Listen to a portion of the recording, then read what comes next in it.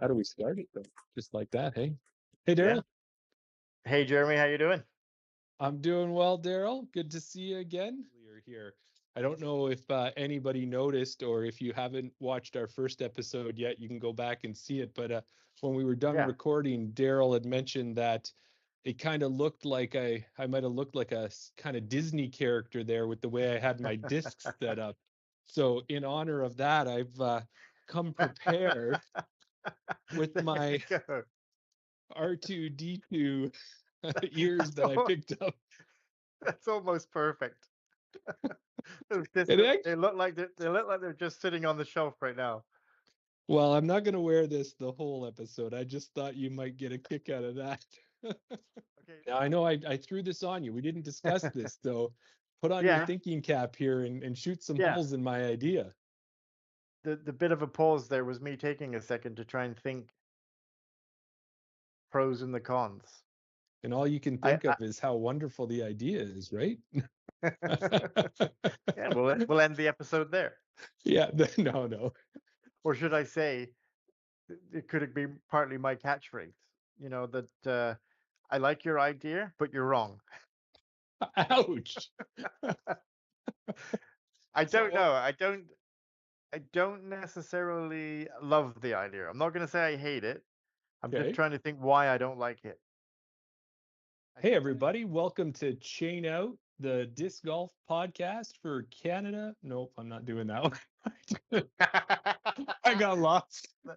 I got lost. I could And feel you were like searching for words. I'm like, I went way beyond the simple thing. Yeah. So we'll do it again. 5 seconds. It'll just be simpler. I think what it is I don't know what Episode 3? it's episode 3, but do I want to call it the Chain Out or Welcome to Chain Out podcast? Episode 3, I think. Chain Out Podcast. Yeah, okay.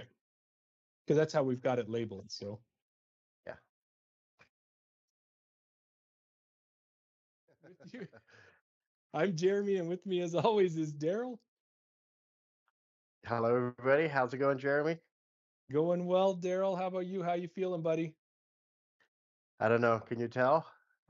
My voice is. I'm not. I got that bit of a sexy Barry White voice going on, I think, Oh, or you just say sexy Barry White. I was thinking maybe a little Phoebe Buffet smelly cat maybe. voice there. Yeah. Podcasting energy that we've got is like a healing energy. That's what I'm There going to you say. go. Yeah. Channeling my inner Phoebe Buffet. Yeah, there you go. Well, thanks everybody, and we'll see you on the next one. Until Smelly. then, till then, Smelly Cat says, chain out. Okay, now. There for it. But for me, I think what the difference is that if I have an errant shot at Nor'Wester, I'm gonna hit a car. A car is pretty strong. It's gonna my disc is gonna bounce off it. If I have an errant shot at the hills and I they know hit where a you're going. person, it's gonna bounce off them, but it could do a lot more damage hitting a person. And I feel that those tight Right. lines, I'd rather go onto a road and hit a car or hit a truck or something like that than hit an actual person. So that's what I'm gonna use as my deciding factor of why I'd prefer to play Nor'Wester. Plus, Nor'Wester's gonna have the longer distance, all the things that we Right. talked about than the hills. But one of those things is I'd rather hit a car than hit a person. I mean, nothing hurt.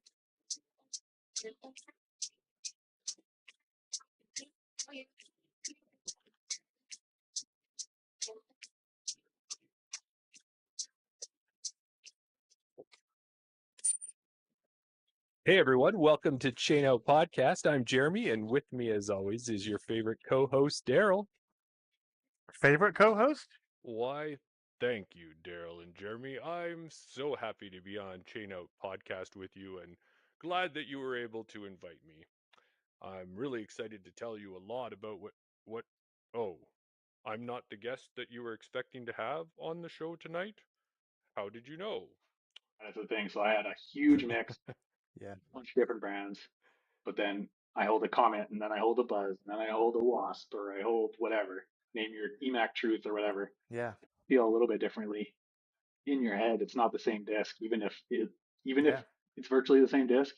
If you hold an EMAC Truth, Buzz, SS, or whatever Yeah. you consider to be the same as that, it's not gonna in your head it's not going to be the same disc. So Yeah. Right. That's such an interesting way to look at it, Jeremy. I've never thought about that. I mean, I know I've spoken. Obviously, Tim said that at one point he had 7 Nate Sexton Firebirds sit in his bag, and they kind of explain it. Yeah, obviously, the more beat in the disc gets, the more understable it gets. So that's why they have that. But until Brendan just said it, then like not necessarily having the disc because it beats in, but just having it because it feels the same. You've got Yes. the same disc in your hand, you're throwing it, and it's that's kind of just has hit me there for a second. So it feels like I feel like and I've just leveled up in my disc golf knowledge now. But that's the reason for having multiple discs of the same because of the feel. yeah, like I'm not trying to get you to stop buying discs. I just want you to buy more of the exact same disc. Yeah, there we go. You Yeah, have to buy more of a different disc.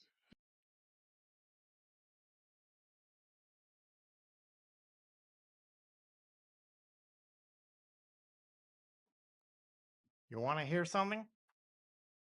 I hear there's a secret word on the street. I don't know nothing, but I hear the secret word is horse feeder. But you didn't hear it from me.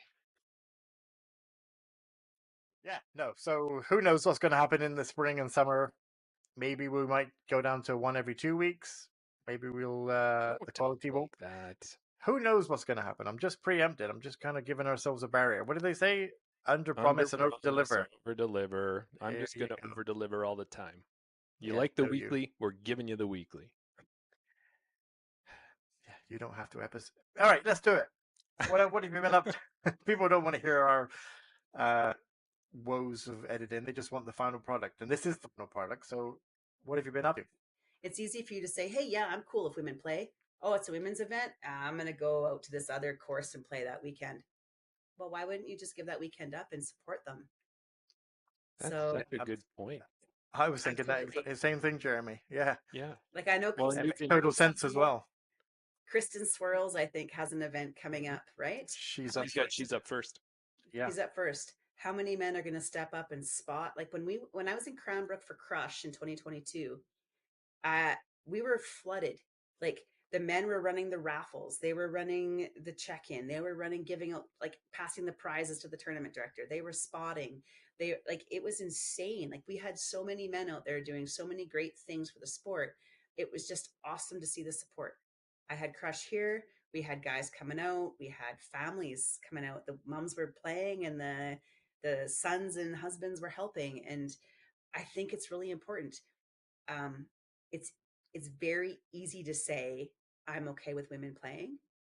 It's a little harder to give up your time to support women playing, and that's what speaks volumes. That's the true show of how much you really want them there. Does that?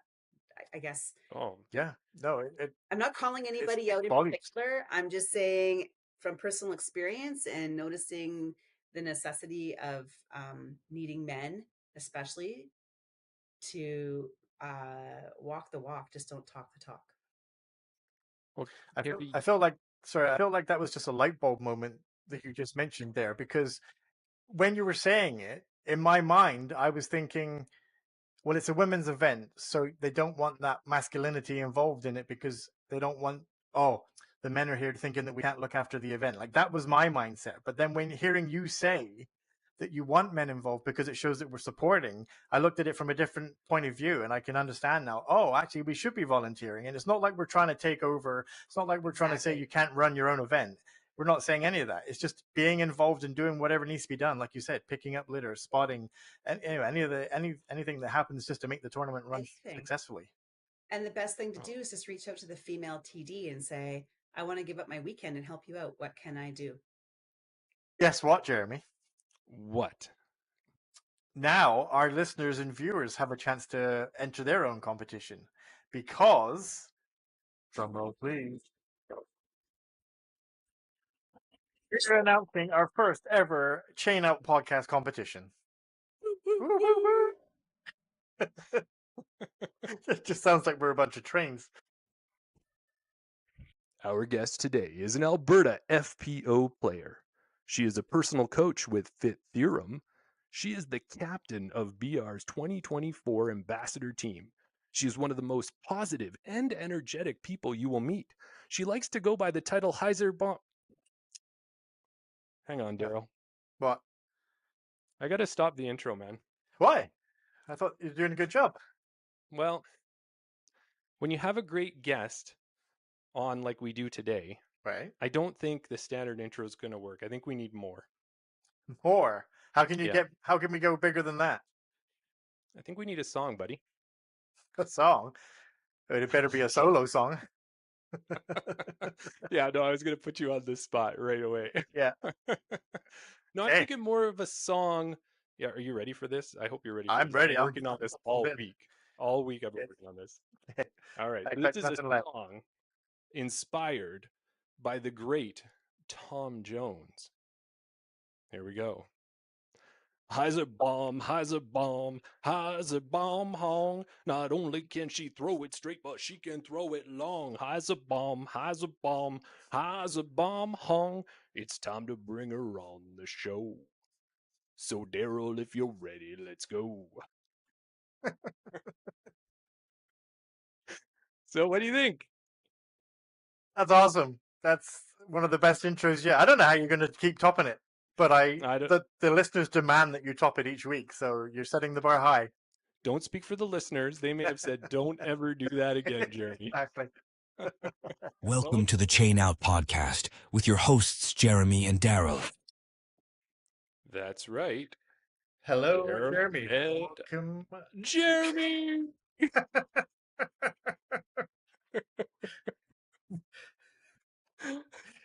Welcome to episode 18. Yes, episode 18. How are you doing, buddy? I don't even know what to say. Well, what could ever you mean? You're not liking my attire that I'm sporting today? I felt like Well, Miguel, with Daryl saying that, he's got a funny story at one of our local courses that happened to him last summer. So he was out playing on his own, and sometimes we think that people out on the parks and that just don't even know what a disc golf course is. So he's standing on the tee pad and he's looking straight out at the basket, and in between him, halfway between, there's a log, and there's a lady there, and she's taking some selfies and getting all her pictures for her Instagram and everything else. So he kind of is just sitting there waiting nicely, kindly. He's not going to throw, and she kind of looks at him and then sees he's there, so she's going to move and get out of the way, and she moves and proceeds to the disc golf basket so that she can use the disc golf basket to put her phone in. Yeah.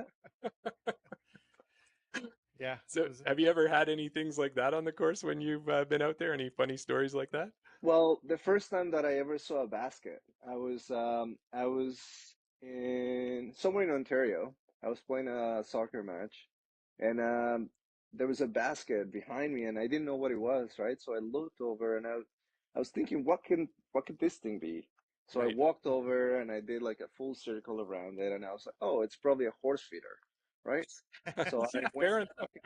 I see the chains. They probably put the hay underneath. Yeah. They, I don't know, tie their horse into one of the chains, and because it has so many of them, you can put a bunch of different horses in there, right?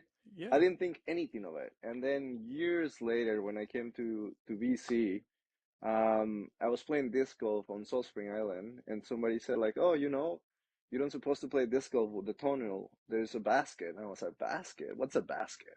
They're like, Right. "Oh, you got to go to Nanaimo." That was the closest basket that we had. And when I saw the thing for the first time, I was like, "No, that's a horse feeder." They're like, "No, man, that's a basket." So I can see how the lady thought that it was the perfect tripod for her phone, right? Yes. That's awesome. And it makes so much sense when you say that, because I can see how you would think that would be a horse feeder. It looks exactly like what I would think a horse feeder would be like. Yeah. What?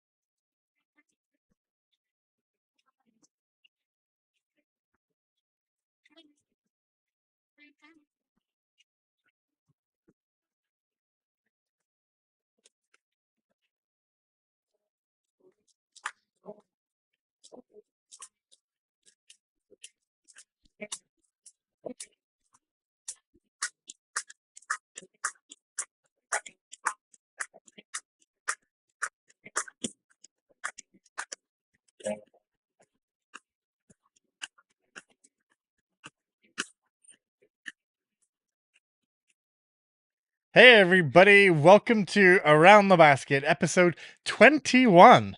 Yes. Our podcast is legally old enough to drink now, Jeremy. That's right. In pretty much everywhere, I think. Is there anywhere that you have to be older than 21? I don't think so. No. But I should say, Hmm. I'm Daryl, Oh, yes. co-host of the Around the Basket podcast. And I'm joined by what did Sonia call you? The story guru? The story wizard. Story wizard Jeremy. How are you? I'm doing well. What do you think that story wizard is all about? Is that the origin? Do you Yeah, think? I think it's the Okay, origin story gotcha. and everything else that you can pull out. There you go. Well, Hey, Dylan, how are you doing? and I don't know. What did you think, Dylan? Welcome, of course, on a Around the Basket episode. It's definitely an interactive episode. So if you join us live through our Patreon link, then we want to make sure to get your comments in whenever we can in that. So Dylan, you got a chance if you happen to be watching. I don't know if you did. You got to see the whole Funpilation Volume 1. What did you think? Are you still laughing from that awesome joke? Robbed or borrowed? Yes. Not robbed, borrowed. From Miles of Discs. And do you think that maybe he came up with himself, or do you think maybe it was borrowed again? Yeah. Isn't that what old jokes are? They are. You hear a joke and you just retell it, and then you tell it to somebody else. As long as you're not trying to pass it off as your own, you're okay with that. Maybe what you do is you kind of use a little bit, or you add a little to it, or you refine it. A little bit. Yeah, I don't know if you've heard about me. I have a joke workshop that my family knows about. Yes. Yeah, I've heard about it. Yeah. Take that joke to the workshop. There's a melon joke in the workshop if I haven't mentioned that before. So Brock is actually joining us. Hey, that's awesome. It's an Easter miracle, he says. I got to see Brock last night. He came and started off the league for the Tuesday night league. Yeah, Brock said he's going to try and get to every league kickoff. Yeah. So, I forgot he will be there. So, no, it's good. And with Brock coming out last night, I think he can attest to it too, as the president of the Edmonton Disc Golf Association. That roaming league turnout was so many people and so many new people. And so for all of us always talking about how disc golf is kind of slowing down and the growth is, well, when you have that many new people at a league, we got to be doing something right in the Edmonton area. That's for sure. Absolutely. That's all good. So, and I get to start my league tomorrow. Oh, yes, you do. Yeah, I'm excited for the Rundle League kickoff, the OG. Are you going for tier 1? Because I don't know if people know, but there's different tiers. Yeah, exactly. See, and that's the thing, right? You don't want to, I think. You don't want to sandbag. No, I'm the same as you in the regards of we just go out there and play how I play every night. I go out there, I play. If I have a great round, I have a great round. If I don't, I don't. There could be something in the books to say, well, I just had 2 of my personal bests. I did get out and play a 3rd round, but I played even in it. But it was a windy day. So, I mean, I would take that normally. Right. Because normally a windy would be up +8, +9, +10, right? Well, I'm still, I think, floating +6, +8. So, yeah. So do I go out there and maybe not throw so well in the first few so I can get in that lower tier and then suddenly turn it? No, I wouldn't do that. I think what you got to do is you got to play the same way that you would play in a chain out battle. And for our Patreon listeners, lay the smack down. Yeah, exactly. On me. For our Patreon listeners, just to let you know, there is going to be another chain out battle this week between Daryl and I. That's the plan.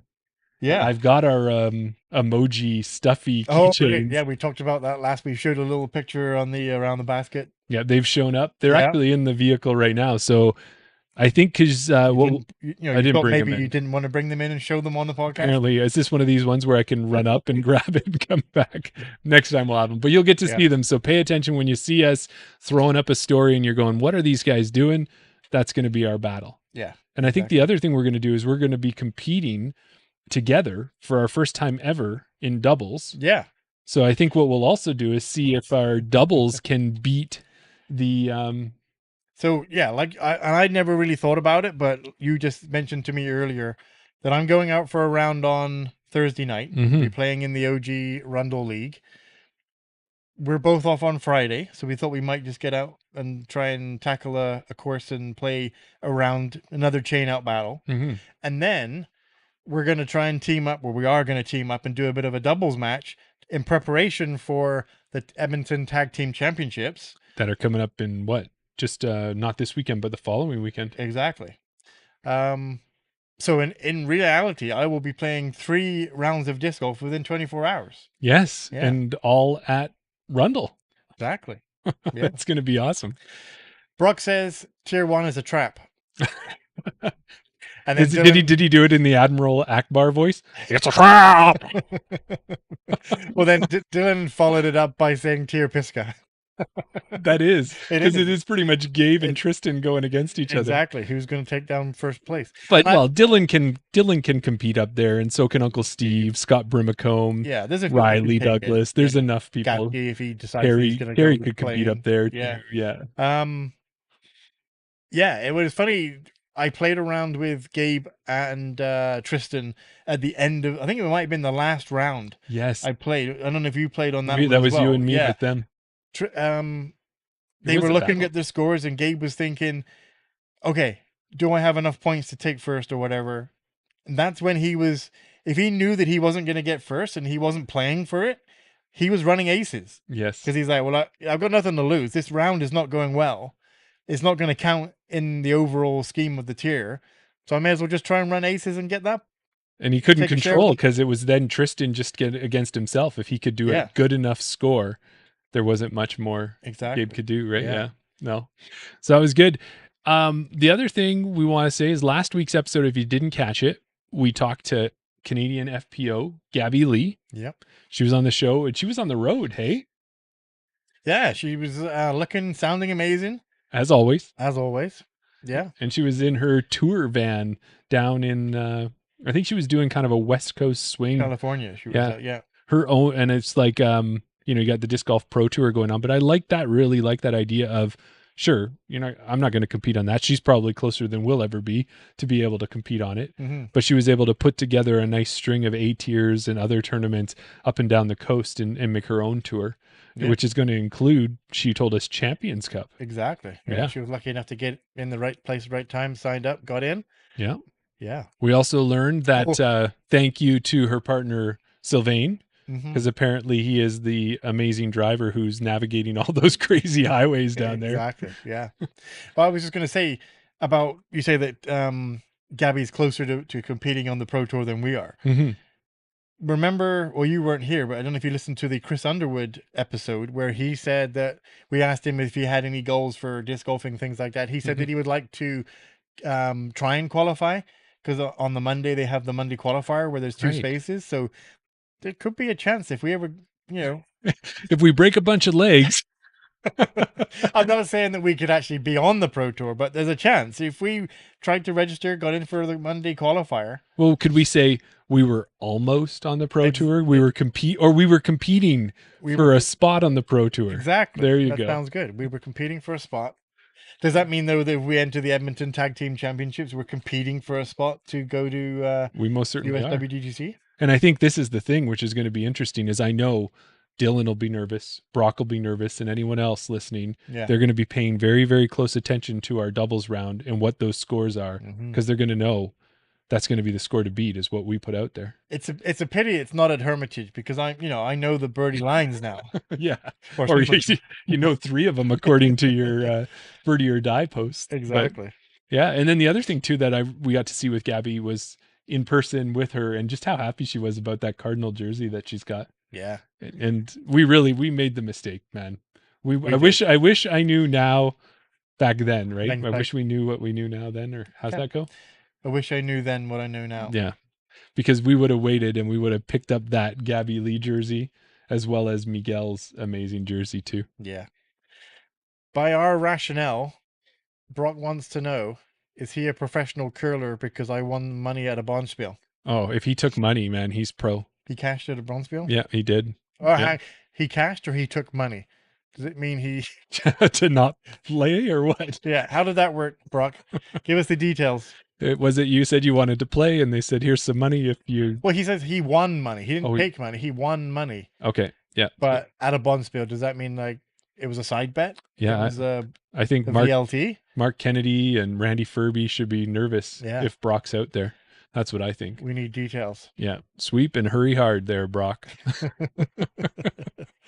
Yeah. So thank you to all our Patreons for the support you've given us so far. We are now up to, Daryl, 22 members. 22 members. So we're just ahead of the number of episodes. Which is exactly like we were when we were first back in the day on the YouTube channel. Yeah, that's true. The Chain Out podcast. We were inching up about the same inching time. up at the same amount of episodes, the same amount of subscribers. Mm-hmm. Brock said he cashed. We won our division. Fantastic. Congratulations. So with that, I guess we want people to keep telling their friends, telling their neighbors, telling their flight attendants on flights to the Dominican, telling the person in the supermarket. Yep, the people in the produce section. Thank you, Andrea. We always appreciate you. So tell them about the episodes, get them to check it out, get on that Patreon, subscribe for free, and start joining and being part of the fun. Yeah. And as always, I think we said be interactive. Always be interactive. That's one of the parts of the Around the Basket that we enjoy the most, I think. Yeah, that's right. Apart from catching up with old guests. And we've got Zoë Lorenz-Boser joining us tonight. We can't wait to talk to her. It's been a little while. Yeah. She's going to join us about 9. But before we get to that, I thought maybe we could quickly do a highlight on the Canadians on the Disc Golf Pro Tour, because we actually missed a week when it came about that. Right. So Go for it. What we had was, there hasn't been a ton happening, but we did have the Music City Open going, and you had talked to Chantel, and she had just finished playing down at the Open at Austin. Jonesboro. Oh, no, she was heading to Jonesboro. Heading to Jonesboro, which wasn't, that one's not DGPT though, I don't think. No, that was just it's kind of a filler. Yeah. Yeah. That was just an 8-year. Mm-hmm. So then she headed, she was at Music City Open. Yes. But she was the only Canadian that was there. And she ended up finishing 22nd. Right. Which is still good enough to cash. Yeah. And that's got to be one of your goals when you're on the Pro Tour. As long as you can cash, then it makes it worth your while, right? Well, I'm thinking if you're going to take the time to do that, and maybe you get, I don't know if you get funds from your sponsorship or maybe some support to get into the tournaments or something like that. If you've got a sponsor, then the first goal is probably, well, you want to play your best, cash and break even. Would you think would be the first goal? Absolutely. Yeah. And then after that, anything else is gravy. And then it starts to actually feel like a real job. You're actually getting paid. Yeah.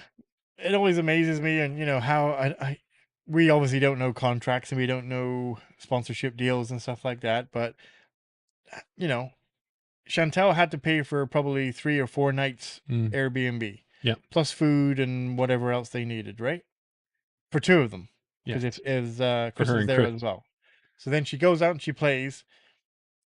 She, you know, maybe the sponsorship, the you know, like the Prodigy sponsorship, maybe part of that deal is that they cover the entry fees, which I've heard before. But then she's still out of pocket for living expenses and everything like that. Yep. And then you don't cash in an event.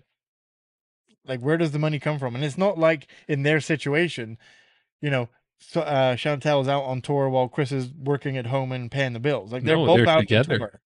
So, well, and you hope too, as I know she's got a fairly good social media presence, but I don't think that the YouTube dollars may pay that much. I don't know. Yeah, who knows? Well, when we get there, we'll let you know if we ever get to that number of subscribers, eh? But yeah, so she ended up her whole event. I thought you meant on the Pro Tour at the Music City Open. Oh no, I meant getting to the number of YouTube subscribers to maybe get some pennies coming our way. Yeah. But she shot a 940 rated tournament, and that was pretty much like, I looked and she just went up 2 more points on last ratings day. Yeah, she's at 939, so right in there. Yeah. Yeah, she's had a few good tournaments, a few good rounds playing above her rating.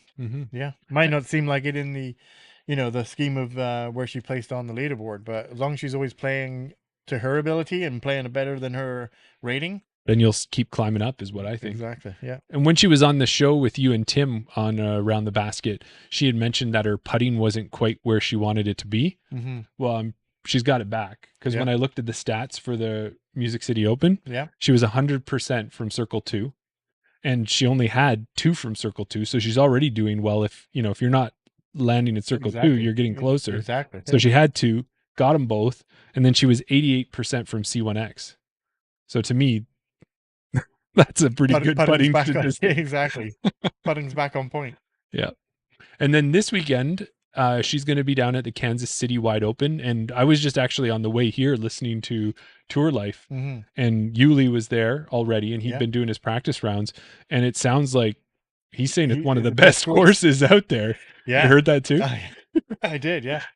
Yeah. He's thinking it's going to become one of the best courses on tour. Right. A little bit more work, he's saying. It's got tight wooded holes. It's got wooded holes that go out into open spaces. It's got a mix of, you're not playing 9 holes in the woods and then 9 holes in the open. Mm-hmm. It's a great mix of both. So, well, and I think from what they were saying too, is when the event at this time of year was held in Emporia, mm-hmm. it was a little further from Kansas City, which is the closest main city. So the fly in and then a big drive. Yeah. And they're saying that, I think Yuli was also saying the crowds are already fantastic. Like they did a live practice round. Yeah. And there was tons of people that came out. 125, I think. Yeah. Said.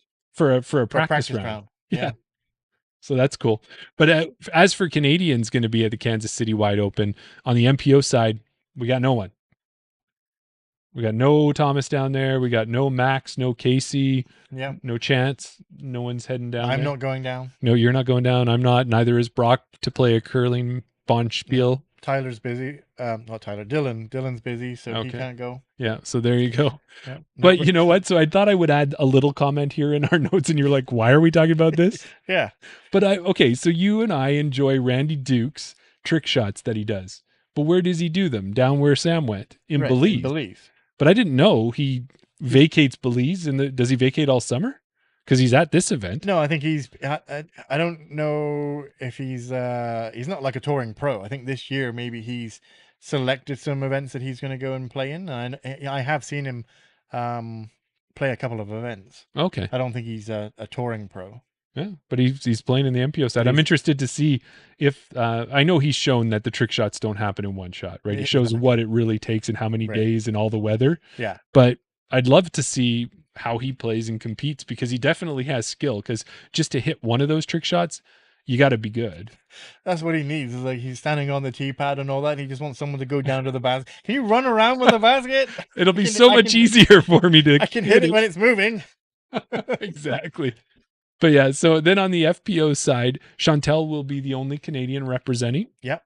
And so if you're done on the weekend, because it's Easter weekend coming up, if you're done finding all the eggs that the Easter bunny hid for you and you're kind of having your little sugar shock from all the chocolate, flip on DGPT and watch for Chantel, cheer her on, or at least watch on PDGA Live, I would think, hey? Yeah. Yeah. Follow her around and send her positive, encouraging compliments. Yeah, I think, and we've done that, is we've interacted with the pros when they're in their tournaments and thrown comments. And a lot of times when they're done their rounds, I think they're looking for that, right? Mm-hmm. And maybe they're not looking for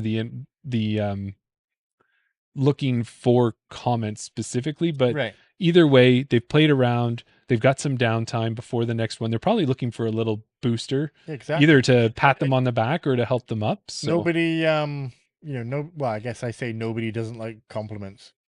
Nobody doesn't like. How many? Is that a triple negative? Everybody likes compliments. There you go. There you go. So definitely get out there and give her some support, because it's a great thing to do for sure. Yeah. And she'll likely respond back to you. Absolutely. I saw she even responded onto one of your things. We'll get to that later. Yeah, she did. She commented. Yeah. But we do have a guest in the green room. We do. Hopefully that guest is enjoying all of the wonderful things that we've provided in our green room. What do we have in there these days?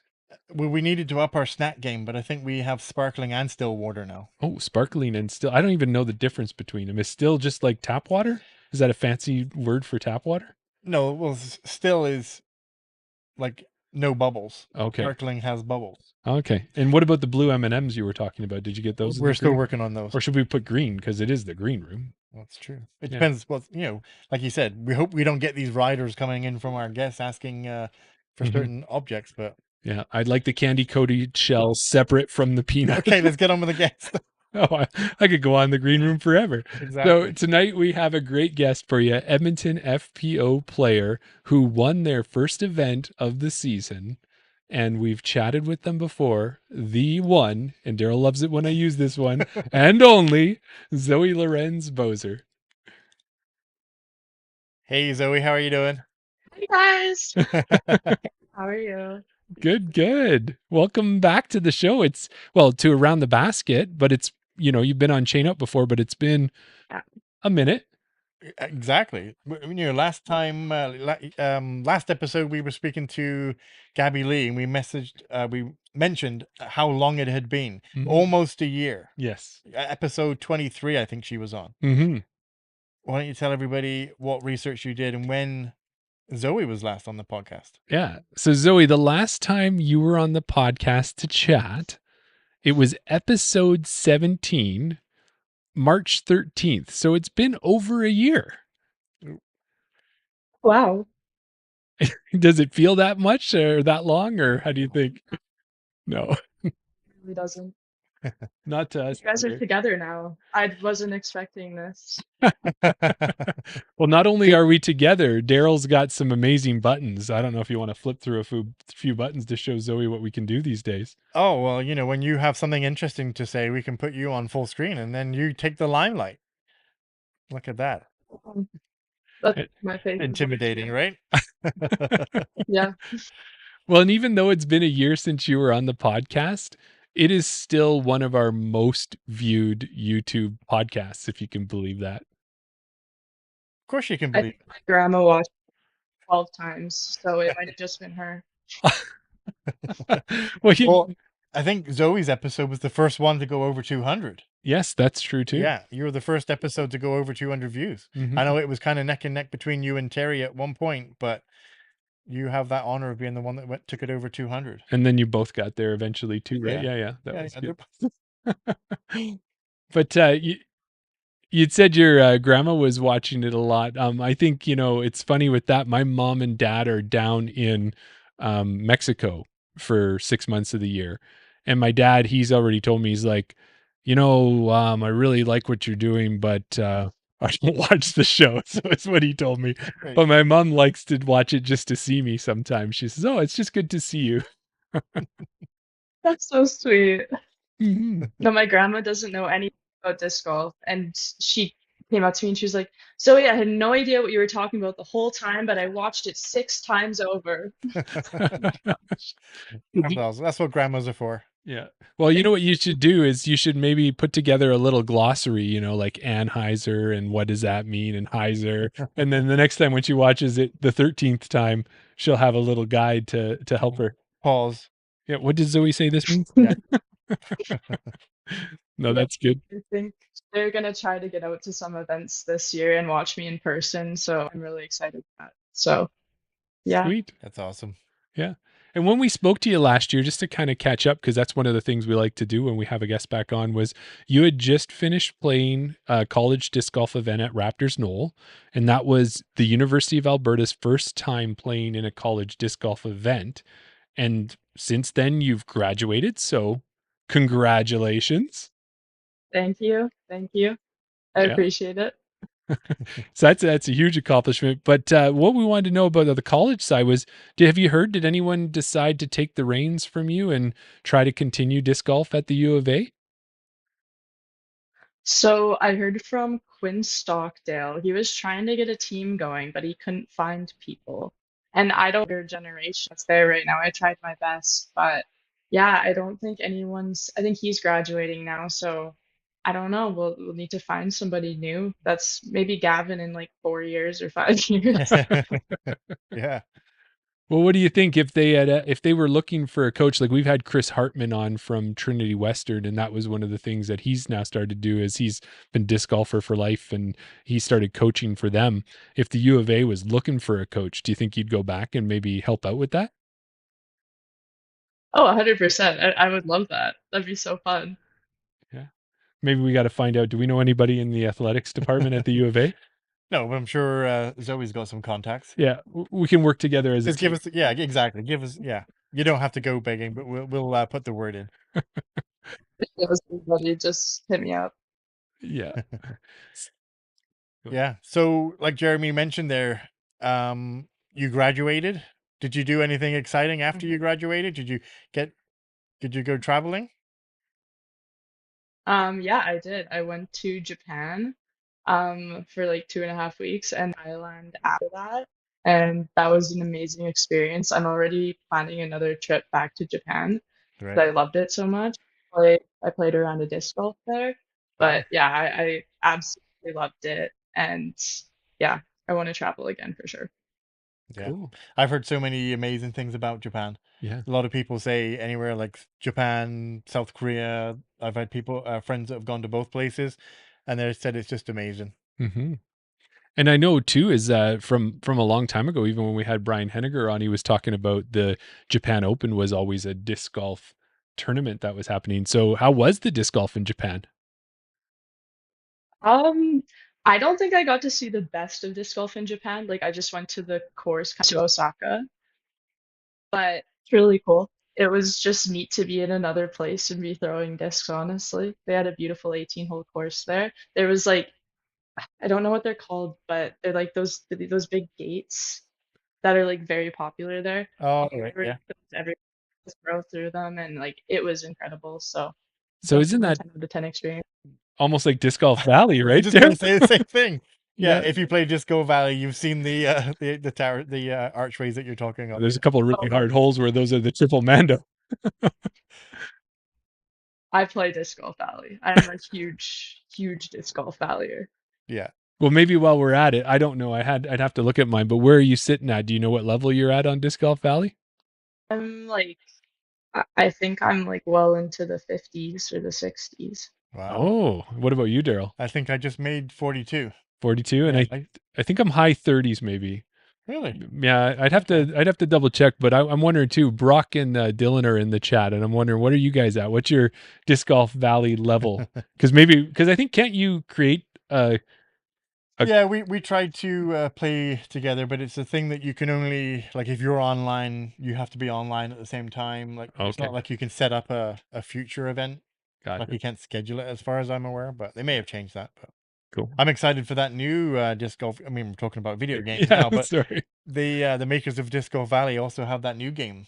Yeah, they're coming out, and I think I Disc don't know if Golf you. Masters, I think it's called. Yeah, and I don't know if you saw with that Zoe is it's so another disc golf game, and you know Jonathan from Lat 64. That guy he's really good at, or really good at making content is what he's really good at. But apparently they're talking about putting him in there, and they'll have him at his true skill level, so you never know what a shot is going to do. Sometimes it'll be good, and sometimes it will just not be. But that'll be pretty cool. Is it for phone or for like console? No, I think it's on Steam. I think you can pre-order it on Steam, so I'm not sure. Yeah. Yeah, that's cool. So that was the Japan side of your trip. So when you got to Thailand, like we know that the Samui swine happens down there on Koh Samui. Did you get to play any disc golf there too? No, it was more of just like a relax on the beach and drink some beer vacation, which was Cool. good. Yeah. Yeah, Those are always the good ones. those are for Yeah. sure. But at least you can look at that UDisc map. And Yeah. now, I hopefully you used UDisc when you were in Japan, and now you've got a course on the other side of the world. Yes, Yes, that's awesome. that's a very big deal for me. That's the furthest of anybody I know. Yeah. Right? Who's played Absolutely. somewhere? Because Yeah. I think my furthest is where would it be? I don't even think I've Probably played in the Mexico. U.S. yet. I think it's Ontario. No, I didn't play a course in Oh, you didn't Mexico play yet. down there? No. Well, Yeah. Tim, we know, played in England. Oh, right. But yeah, Brock said that he stopped playing ranked because ranked was always people who'd been playing for years and had every perfect disc. So And also knew exactly what pixel yeah, to exactly. aim at that point Yeah. is what happens. But Anyway, we're getting away from. yeah. So then once you did get back from the travel and all of that, what did you do with your off season? Did you just kind of take a rest? Were you deciding to do some training? Were you doing strength training, putting leagues? What were you doing in your off season? I do strength training throughout the year. It's a big passion of mine is going to the gym. It's kind of my solitude time. Mhm. But yeah, throughout the winter, I didn't do too much. I started working full time, so Right. now I can't play golf every day, sadly, because it gets dark at 5 p.m. It's a big struggle for me.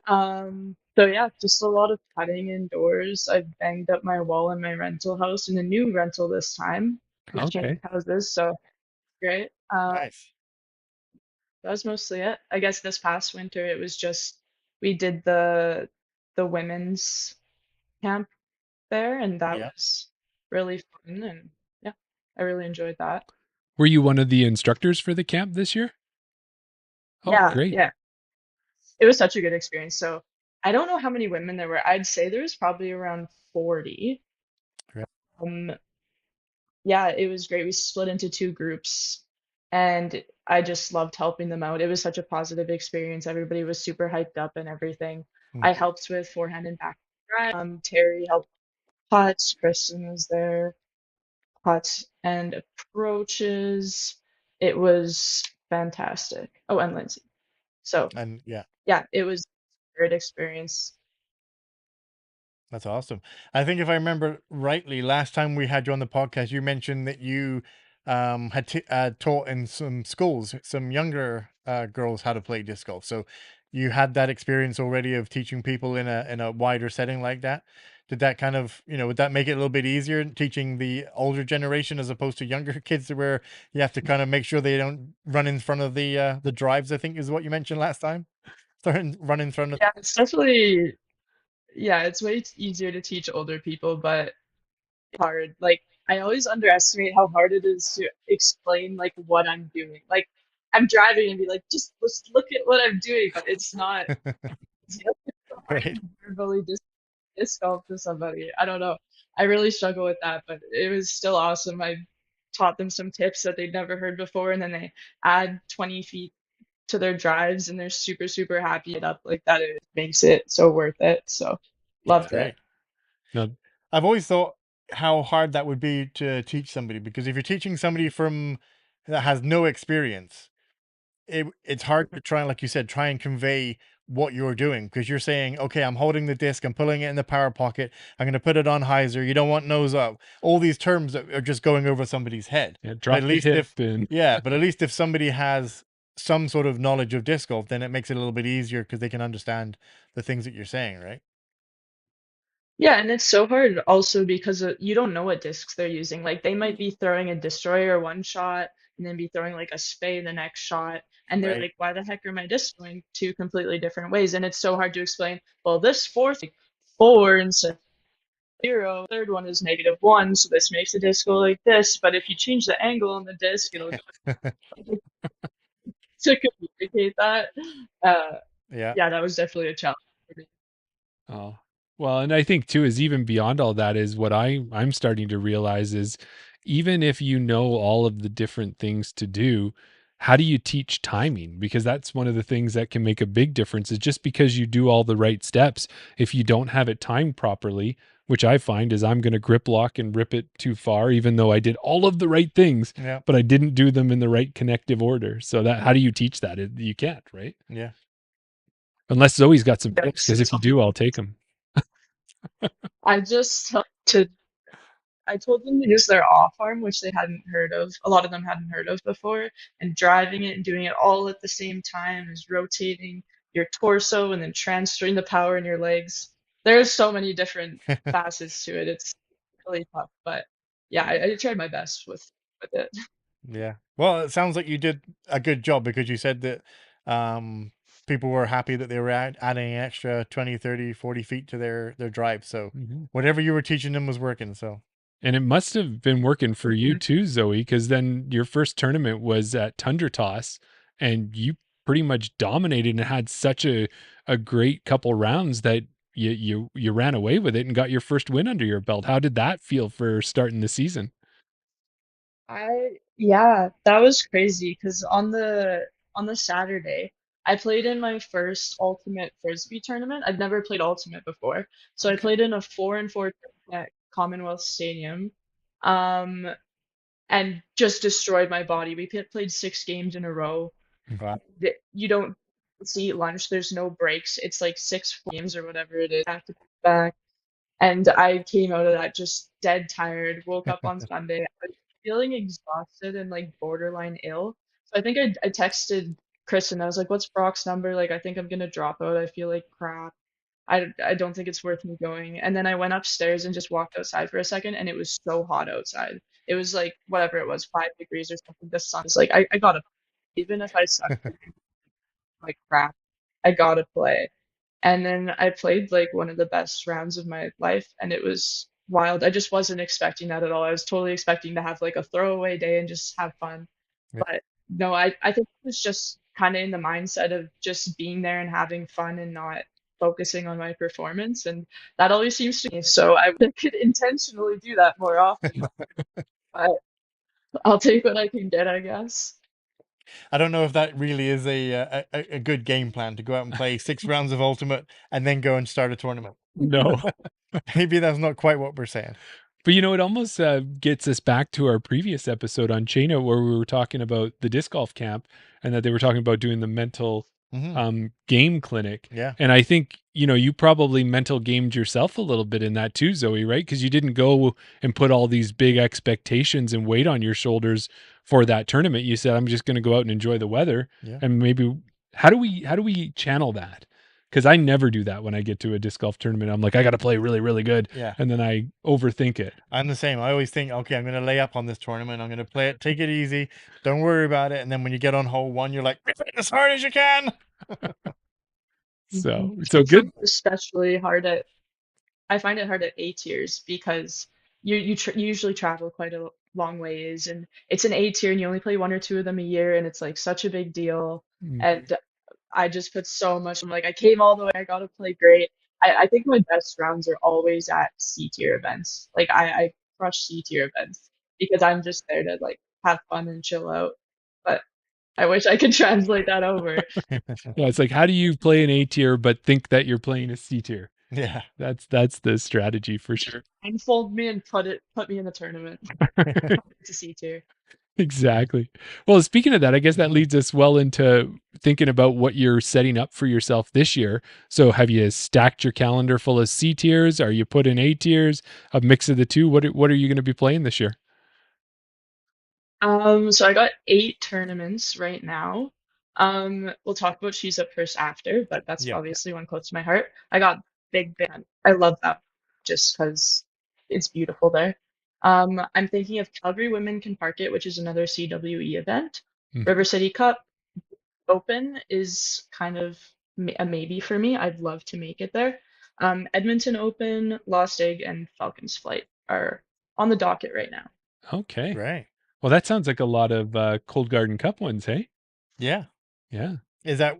Are you looking at, are you just looking at the events as, I'm off this weekend, I can make that work into my schedule? Or are you looking at the Cold Garden Cup as a kind of making that part of it as well? No, I didn't think about it honestly, but I think just most of the events I play happen to be in it, and I'd love to rack up some points. Happy points, I guess. Yeah. Well, you know what would be good with that is Terry pretty much walked away with it last year because I think she structured her tournament schedule around the Cold Garden Cup. So I think, I always love watching the two of you battle, and you're such good friends at the same time too. So it's one of those what is it? It's like, it's not frenemies, but it's like a good friend rivalry, I would think. A frivolry? A frivolry? Maybe we've coined a new term.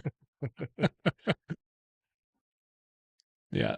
Well, one thing too, and I don't know if for this, Zoe, was we had Jordan Alway, the tour director of Cold Garden Cup, on recently, and we were trying to throw some ideas out there. And what we thought is that whoever wins the Cold Garden Cup, they should be able to get Blake, who owns Cold Garden, to find out what your favorite Cold Garden beverage is, and then maybe get your picture as the Cold Garden Tour winner for the year on a can, because we thought that would be probably one of the coolest things is, I can win a trophy, but have a beer with you on it playing disc golf. That would be so cool. Maybe. Yeah, I think it's a great idea because now it's another reason for people to be like, okay, well, I'm going to schedule all these tournaments because I want to win. I want to get my face on a pale face, a cake face. Sorry. On a cake face. Yeah. I would 100% register for every Cold Garden tournament. Right. Yeah. All right. Well, we'll snip that. We'll see what we can do. We'll send that to Blake, right? Exactly. Yeah. So looking forward to this season in 2025, what do you have any goals lined up for yourself? Do you have like ratings goals, finish goals, any fun goals or things like that? Jeremy's more of a goal orientated person. I'm not so much, but how do you look at the season? I think I'm cooling it on the goals because I do think they make me put more pressure on myself, which make me play worse. I said, Yeah. honestly, a ratings goal I feel like is good. I don't like placement goals as much, but my rating's been climbing pretty steadily, and I'm at that point where now all my like completely trash rounds from when I first started are gone. So I'm actually gonna have to play both of my rating. So yeah, pretty tough from here on out to I think on the counseling like an 880 round right now, and it's like okay, I have to play pretty good to maintain my rating even. So I would love to keep climbing. I don't know what I'm at right now, honestly, but I'd love to get into like the 880s or 890s even. Maybe that Yeah, elusive 900. Wouldn't that be amazing? be amazing. I yeah, I would yeah, Seems like dreams. we need another get in, get out, get rated at Wetaskiwin, because Zoe went in blind and played it last year and took the win down there as well. Yeah. Yeah, another C tier. Yeah, I loved it. Yeah. Well, and then speaking of events, and you alluded to it earlier, is that you've got yourself registered for She's Up First, but you are not only registered for the event, you're also joining Kristen Swirls as the co-tournament director this year for She's Up First. How is the planning going so far for that tournament? It's been great. It's been awesome to learn from Kristen. She's been super helpful. She's like a wizard. I'll just like check my email once every couple of days, and she'll have sent like 50 emails, and she's organizing food, and like she's amazing at it. Organizing sponsorships. Um, we get together and do little work sessions where I watch how she sets up the PDGA page, sets up the disc golf scene page. Um, yeah, I've just been kind of watching and learning. And as when they TD their tournament, it is so much more work than I thought it was. So like it's a 1 day tournament. Like how much work can it be? This can take that much time to plan, but you just don't realize how much work the TDs put into these things, and it really makes you appreciate tournaments a lot more, I'd say. Yeah. Yeah. I think that, we've said it before about, if you go to an event and the OB isn't marked properly, or, the disc wasn't the right disc that you wanted to get or whatever, volunteer for an event and then you'll see, you know, what goes into it that way. But also, don't complain about the event unless you've been a TD, because then you'll know all the hard work they put in as well. Yeah, and just even 100%.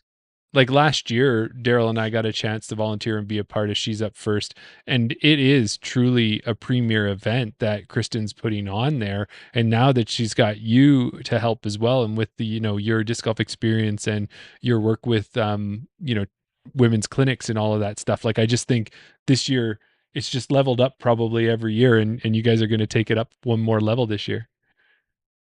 100%. I think we're like close to being one of the biggest women's tournaments in Canada right now, which is just like crazy to think Wow. about here in Alberta. The support we've got is amazing. The amount of new players we've got is amazing. We have 4 junior players, which is really exciting because I Yeah. haven't played in a lot of tournaments in it. That's awesome. So my task was I'm making a new layout at Herm for the junior girls, and that's really fun because I kind of figuring out new layouts and stuff. That's really exciting. And yeah, just the amount of women is crazy. And I'm trying not to feel pressure, but it's just like I wanted this to be like an amazing, memorable day for everyone, and I want them to keep. And I think that's the main way from this is we want new players. If you don't know the rules, we don't care. If you don't have discs, we don't care. Message me. I'll give you some discs. I have some. We want new players to come and we want them to try it and have see the community there and keep playing disc golf. That's just all it's about. It's not a super competitive day where it's always winning and everything. If you don't know all the rules, that's fine. Just come out and play and meet some amazing women. Yeah. Yeah. Well, we just looked too, Zoe, and talking about being one of the biggest events, we had heard that as well. And right now, 66 out of 76 spots have been filled. So like I don't know what the number was last year, but I'm pretty sure that's more than last year Oh, way already. more than I think it was under 50 last year. Because I think once it broke 50, I remember Kristen and Tim mentioning that 50, I think, was the mark where they were at, and they've already succeeded past that. Wow. So, yeah, just 10 more spots and you have a full tournament. That's amazing. Yeah. I know. I think Kristen added some spots, honestly, because I think it was 72 originally. We're pretty Great. close to being out. I'm bothering all my coworkers, and at every work meeting, I'm like, I'm also at this tournament. If anybody knows any women, I'm annoying the hell out of everybody. So I really want to get there, but where we are right now is amazing. Well, and I don't know if I would say annoying. I think you're advocating, and Canadian women's event leader, Yeah, and avid listener of the show. We can say that, can't we, Daryl? sure. Andrea Michaud, she'd be really proud of you because she's not afraid to tell anybody about disc golf, and it doesn't matter whether it's women, men, like we said, grocery people at the grocery store. Air stewardess. Yeah. So you just keep up that, and let's do that. Let's see this thing fill up and be the biggest event. So I know everybody in the chat, whether it's Brock or Shelly, welcome to the chat as well, Yeah. or Dylan, they're all going to support. I know Dylan is actually one of the sponsors, isn't he? Well, his company. Yes. Yeah. Yeah. So Riva is the title sponsor. So just so much involvement going into this. Yeah. You speaking of the chat, got a couple comments here from Brock. He said he talked to Kristen tonight about the OB at Hermitage. So that'll be interesting to see how they're going to set that up for the tournament. Yeah. And then also he kind of has a question. So extra hole, ghost hole. Yeah. If we're going from 72 to 76. Yeah. Do you know which it's going to be? About that. That's why I need you.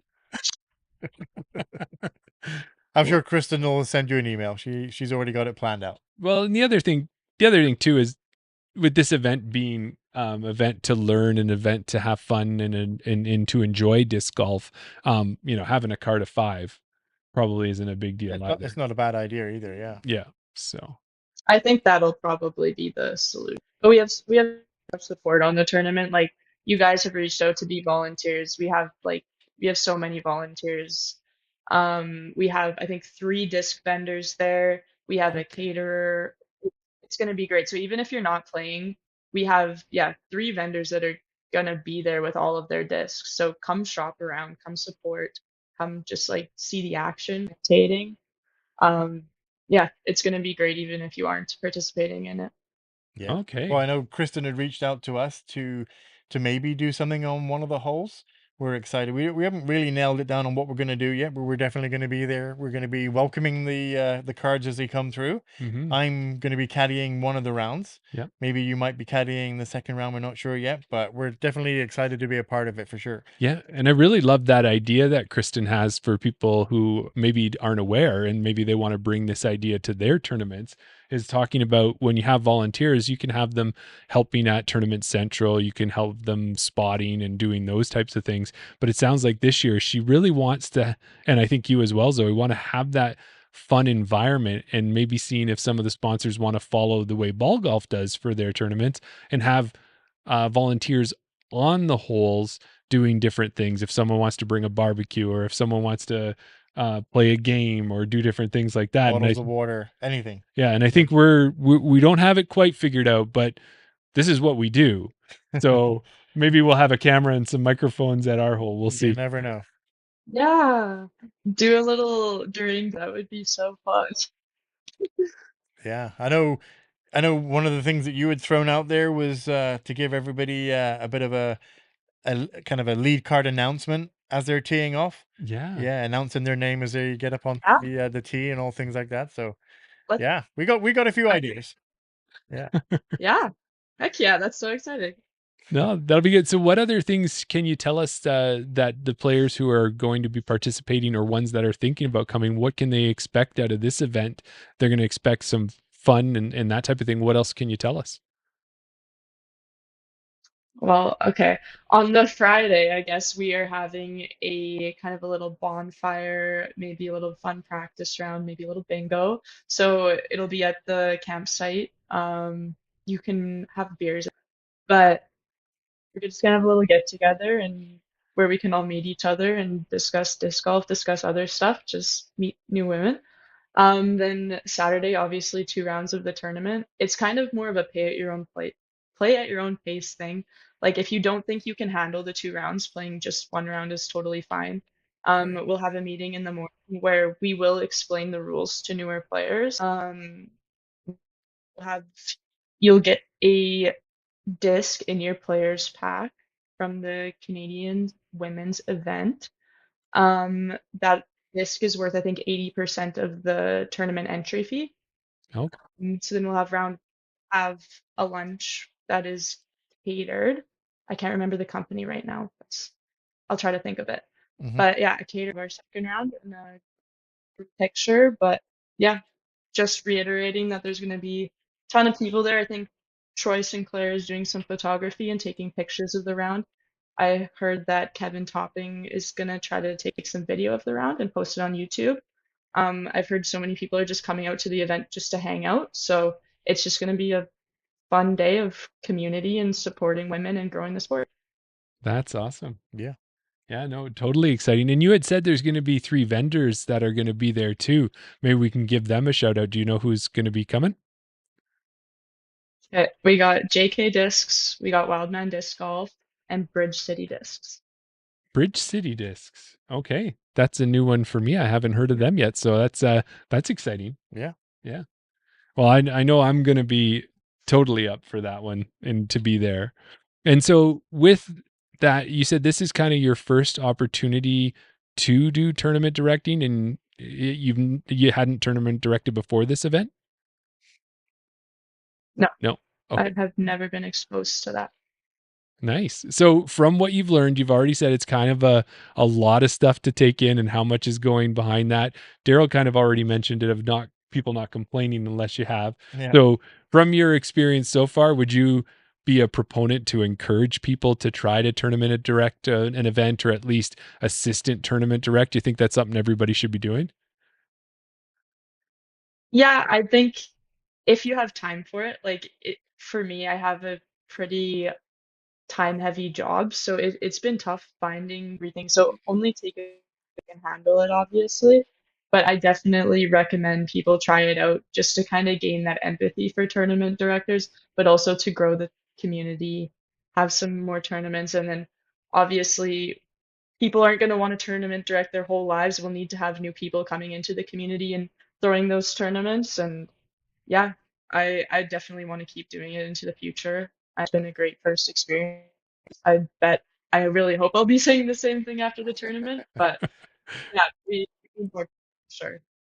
So are you actually playing in the event as well as doing the TDing as well? Yeah, I didn't get a chance to play in the event last year, so I'm definitely playing this year because of I said on my first time on the show, this is my first tournament back when I was a newbie. So this tournament so it's kind of a cool moment for me, and I definitely will not miss out on playing. Yeah, that's awesome. Good. So we mentioned earlier there about all the volunteers that have volunteered so far. If somebody wanted to volunteer, what sort of things could they do, and how would they go about signing up for something like that? Um, I guess if someone wanted to volunteer, you could just any social media, give me a text, give Brock a shout. I'm sure anyone would pass you on to me, but kind of activities we need help with is painting lines. We want to do C1, we want to do OB.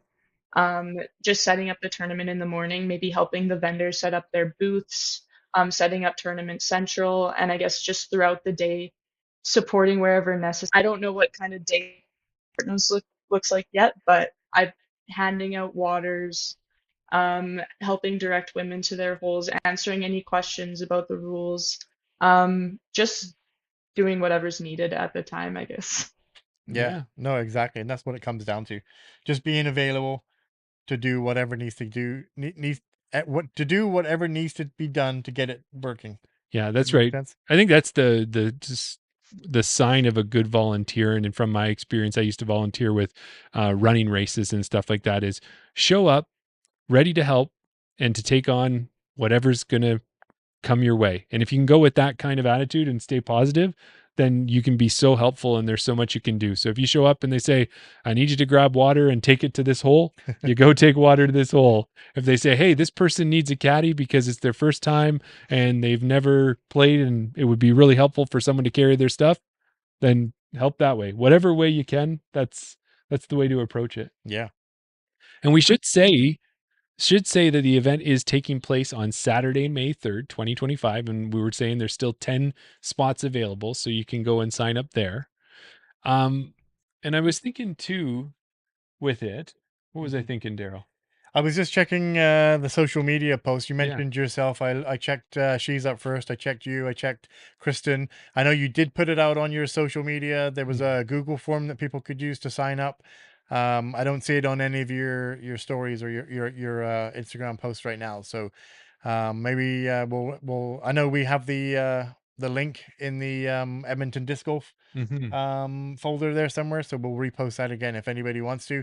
Like Zoe said, follow Instagram on Zoe, Kristen, She's Up First, or Edgar, and you'll find the link. Yeah.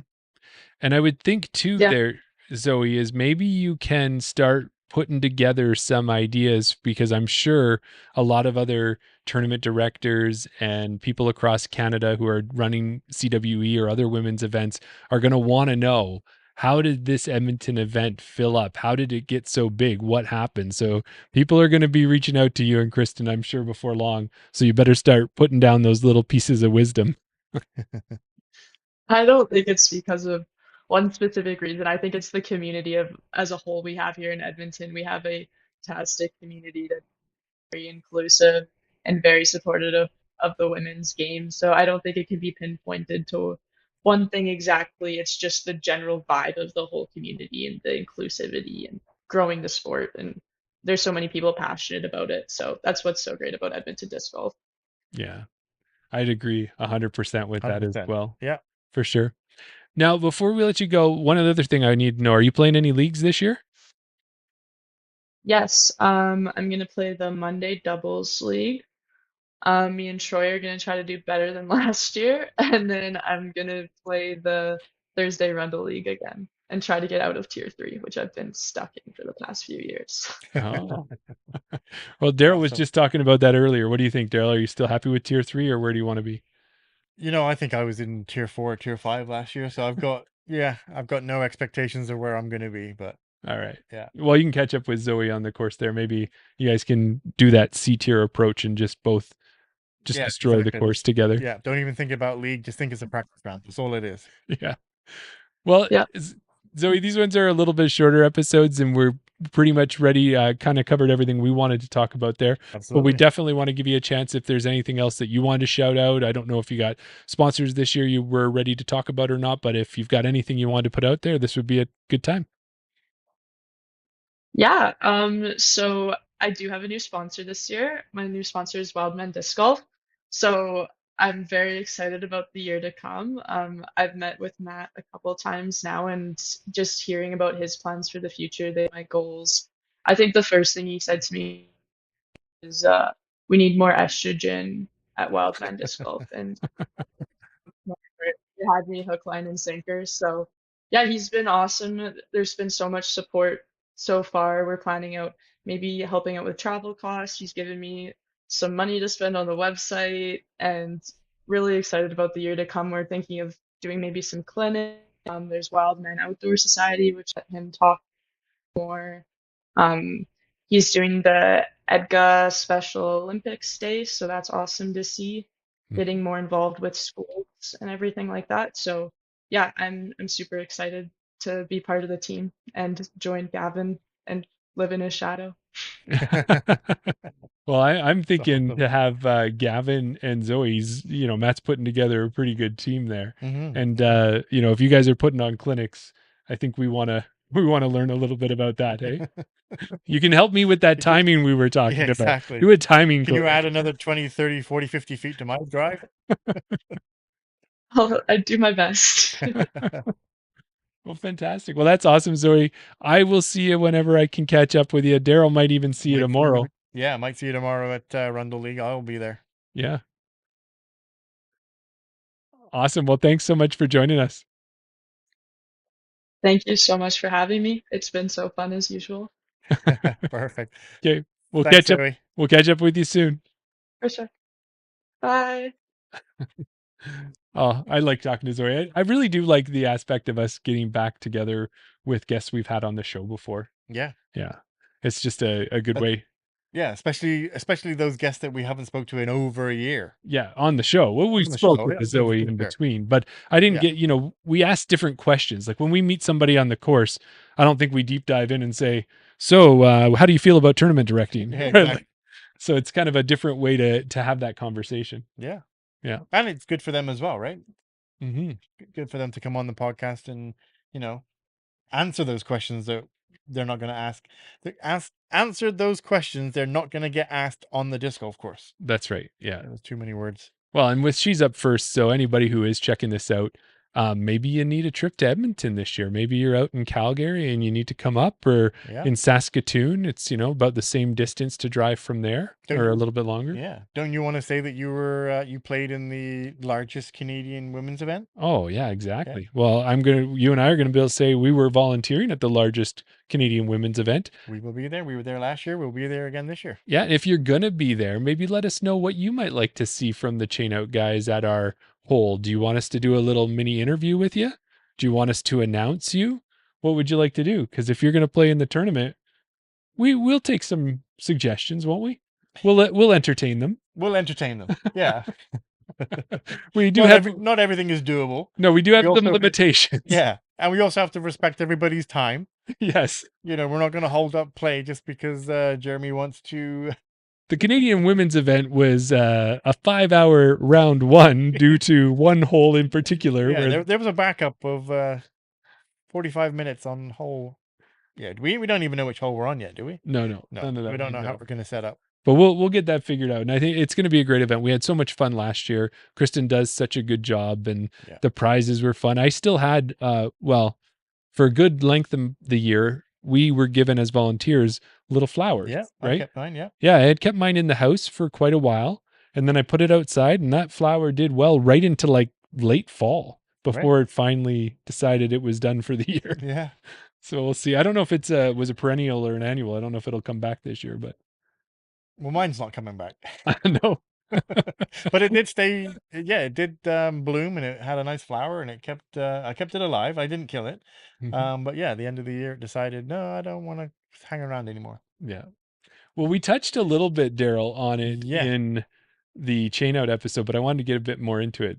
I want to talk about your birdie or die, as I'm calling it at Hermitage. The birdie challenge, but okay, birdie or die sounds a bit more extreme. Yeah, the birdie or die series. Yeah. And I'm loving it, I want to tell you. I think everybody's loving it. The interaction that I've had on Instagram, the comments, some people are invested in it. Yeah, already. And it's been 3 episodes that have come out. 3 episodes so far, yeah. And then if you don't know, like Daryl's trying to birdie every hole at Hermitage from the Reds. Yep. And it was inspired by a Daniel Murata, DM Creatives _. He's parring every hole with a putter. I don't think I could do that. So I decided I'll take my whole bag and I have to birdie every hole. Because I know you have, I don't remember where you got it from, Limber Open, I think. NADGT. NADGT. You got a birdie counter. I don't know. Oh, I should give that to you.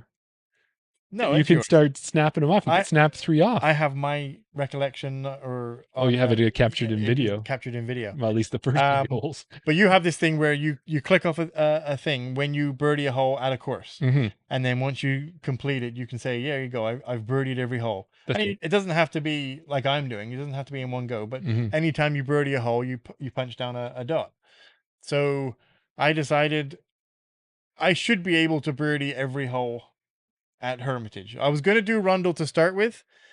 But then I thought maybe, there's a few long par 4s that I don't know if I've ever birdied. I've birdied 7. I've never birdied 18. Right.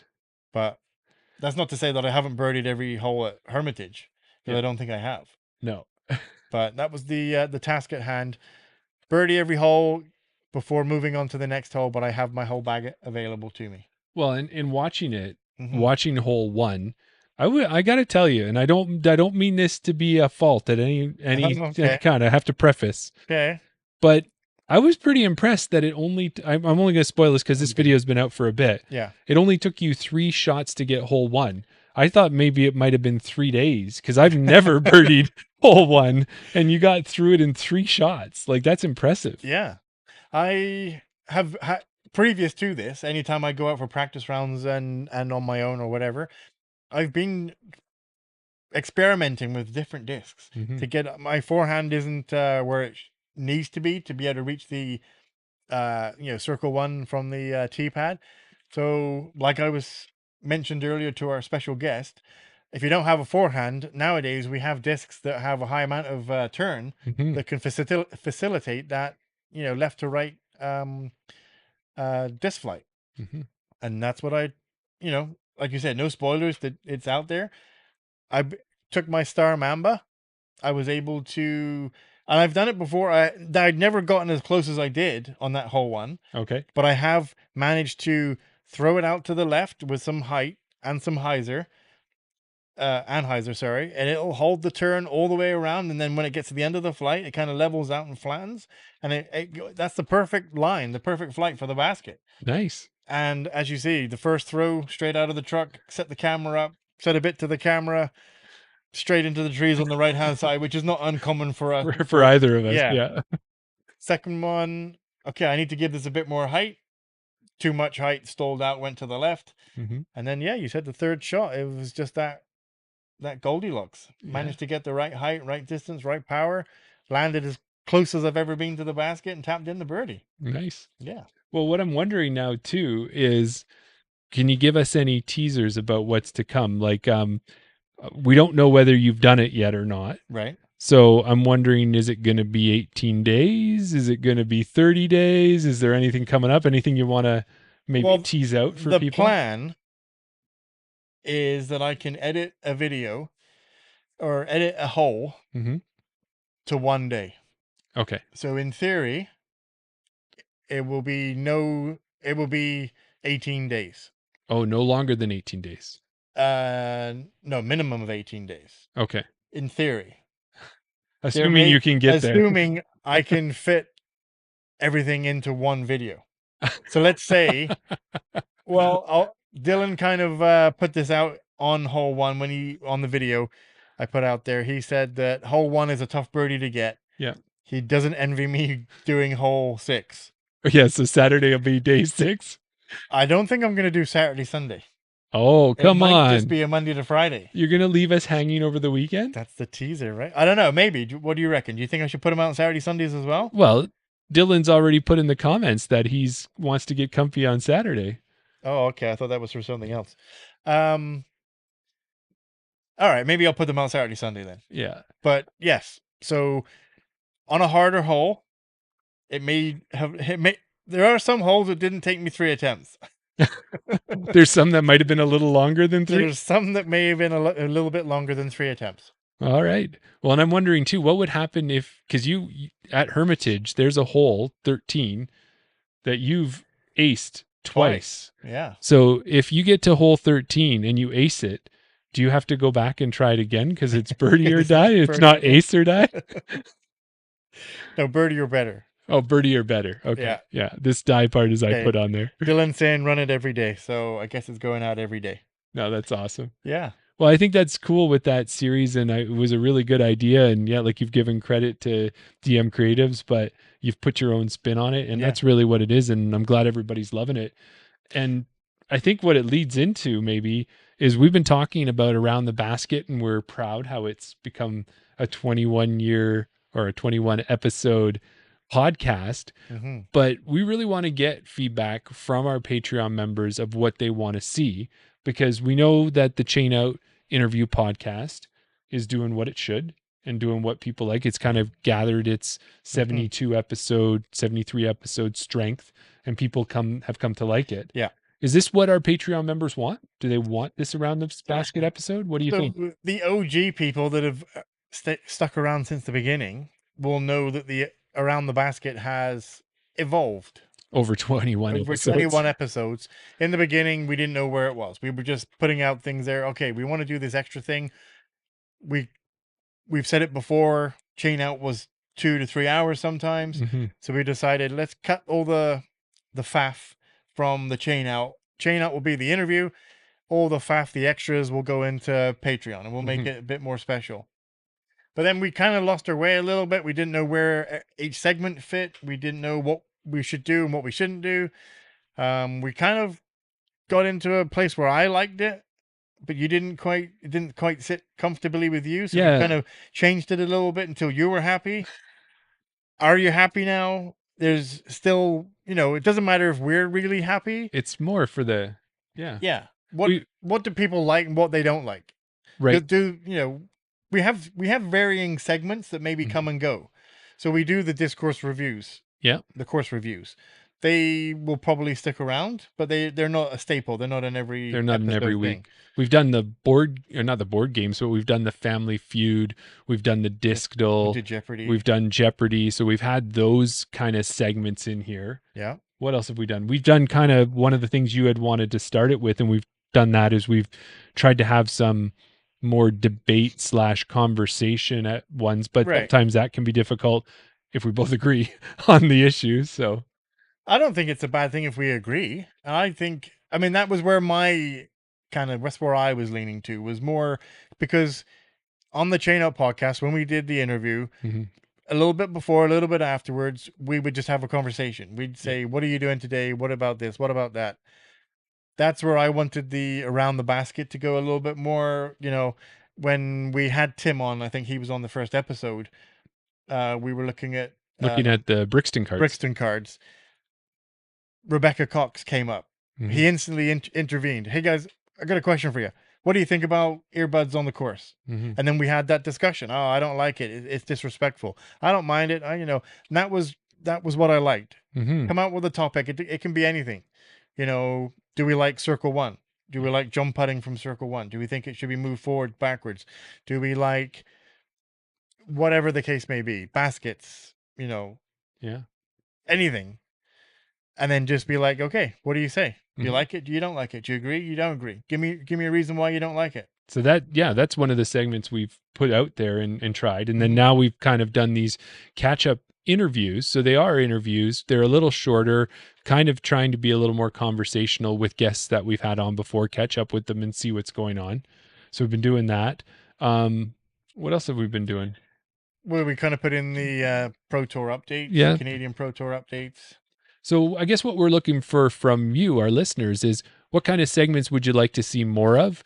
If we were to consider, not that this is something that's on the docket at this point, but if we were to consider putting a little bit of this stuff, your favorite parts, back into the Chain Out episodes, and then maybe coming up with more content ideas similar to what you're doing with the Birdie or Die, and then maybe giving our Patreon members the preview of that as one of the things before, so they get to see it ahead of time. Like, there's lots of ideas. None of these have been discussed. That's why Daryl's giving me a side eye. But really what we're wanting to say is you are supporting us as a Patreon member. You are supporting us in any way that you are able to. We want to make sure that the content that we're creating is something that you want to see and you want to tune into each week, because you're supporting us. We want to support you. So tell us, what do you like? Is that good? Do I need to stand on my soapbox anymore? Or? Dylan kind of asked a question, kind of like debate night is where I was going with it, and I didn't want it to be debate night, but that kind of area. Right. That's one discussion night. A discussion night. Yeah. Yeah, because the one thing, it's funny when it comes to social media, and you and I have talked about this too, is that you never want to completely copy somebody, but we've heard from multiple people that's a little bit about what it is not necessarily copying, but you take ideas and you build and you evolve on them. So you'd never want to say, let's do exactly debate night the same way that Hunter does it and Trevor, right? We don't want to do that. But I think, I wouldn't, because I think their debate night is more set up like a game show almost, where it's like, okay, everyone gets their turn to speak and it's scored, and they try and get points at the end of it. Yeah. I don't necessarily want to do it like that, but I just like having the conversation, like having a topic and then hearing what people say. So Tell me why you don't like it. Tell me why you do like it, and I'll give you an opposing opinion. So similar to No this one's right or discussion wrong. on about what around the basket should Yeah, be. kind of like that. But I think looking, and I think I've said to you before, is that as far as I'm aware, and the thing that I like about Chain Out Podcast, the things that we've done, all the segments that we do, no one else is doing.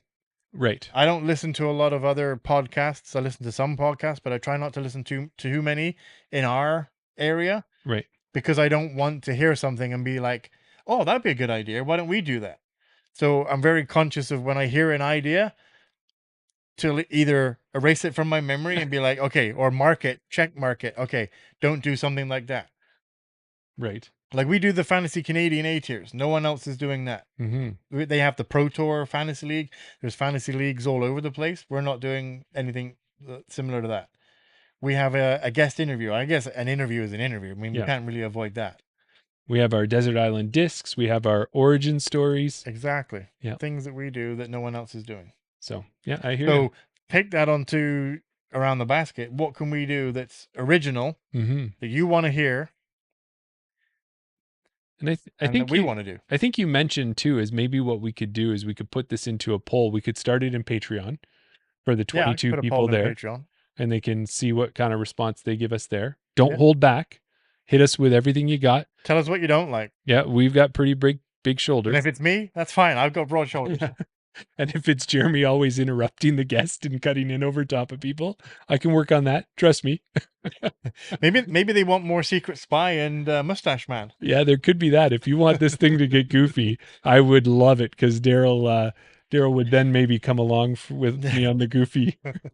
We always said that Around the Basket was going to be a bit more informal. Yes. It was going to be more of a conversation. And like you said, when we do check in with those previous guests, it is a bit more of an informal, hey, how's it going? It's not, well, you got into disc golf and you did this A tier and then you won this tournament and then you did, it's no facts and figures. It's more of just a relaxed check-in. That's right. And if there's something new that they're promoting or something else that's going on, like in this case with Zoe working on She's Up First, that's a totally amazing event that we want to be part of and promote and volunteer in that. We want to make sure there's the airtime for that, but we don't want to go right back to Chain Out and go, so Zoe, we got a brand new origin story for you. Right, exactly.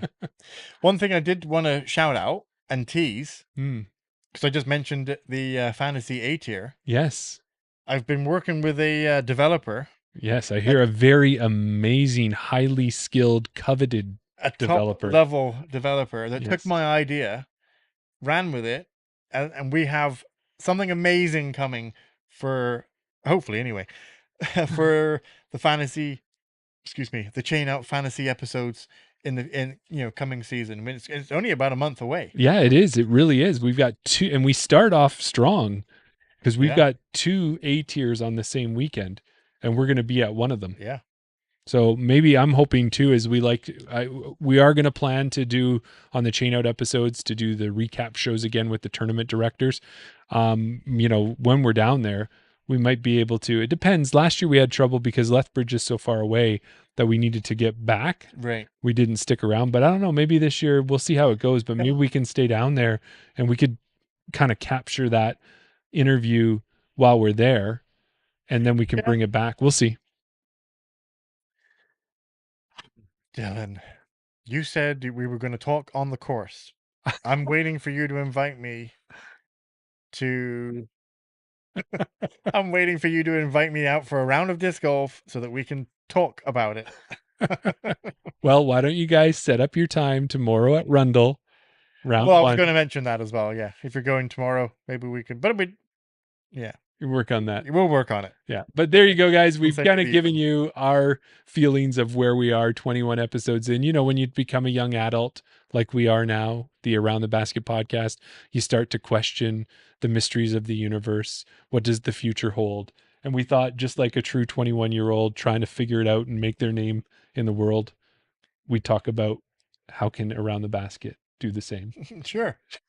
I wonder where you were going with that. Gee, there's a link there, isn't there? Yeah, okay. Yeah. But other than that, we appreciate all of you. Thanks a lot. I think that'll be it for what we've got tonight, right? I think it could be, yeah. Yeah. Dylan didn't sign up for the Thursday league. Oh no.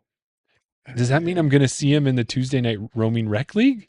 No, I think probably he's going to be going in the Wednesday sanction league. Okay, gotcha. Let us know which leagues you signed up for. Well, no matter what league you signed up for, we want to see you out on the course. We do. And if you see us, come find us. Usually when we're putting, you can come hang out with us and we'll see you. But can we just wait for two? Can we just delay this for just a few minutes? Sure. Because I want to see which we asked Dylan a question. He's going to put his answer.